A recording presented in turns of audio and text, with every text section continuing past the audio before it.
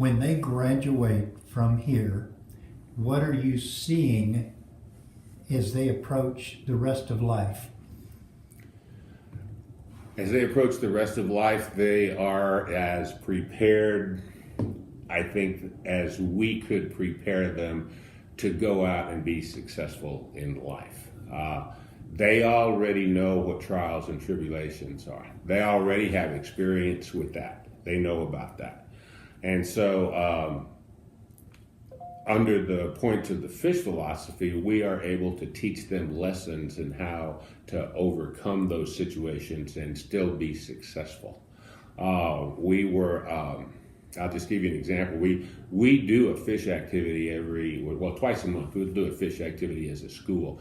And the fish activities they're designed to be competitive, they're designed to be fun, they're designed to teach a lesson. Okay, so we were doing one that was pretty challenging. Brief description is we've got kids and they've got a key ring about that big around with 5 strings tied to it.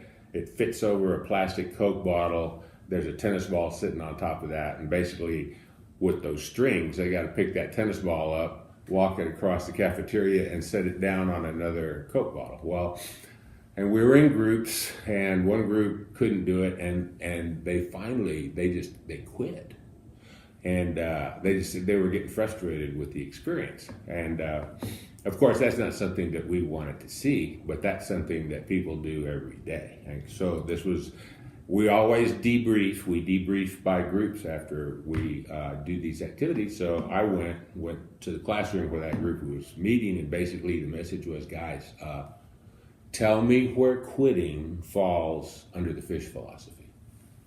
Where does it fit in there? And they're all kind of looking at the floor, and it doesn't, Mr. Lee. Okay, well, tell me how we could have done that better. And so then they said, well, first of all, we shouldn't have quit. And then second of all, maybe we should have asked for somebody to give us some help with this situation because, we couldn't. And I told them, I said, I was dying to come tell you myself, but I have vowed that I'm going to stay out of these things. So one of the points that we teach out of our quantum learning book is that failure leads to success. So failure is no reason to be dejected because every failure is an opportunity to get better. So, all right, you failed, you didn't win the game, you're disappointed in yourselves, but I'll bet you next time you won't quit, and I'll bet next time you'll figure out a way to do better at that activity. So under the fish philosophy, we always have opportunities to teach lessons about how to overcome difficulties in life.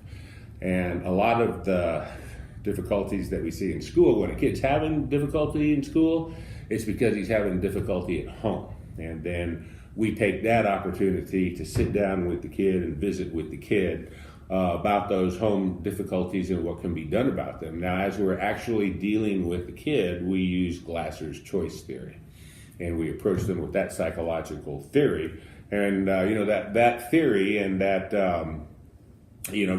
choice theory lays out that there's 5 basic human needs, and those needs have to be met. So we teach the teachers this so they can identify those needs, and they always look at the kids and they're thinking, okay, is this kid not getting love and belonging? Is this kid powerless? Is the kid not having any fun?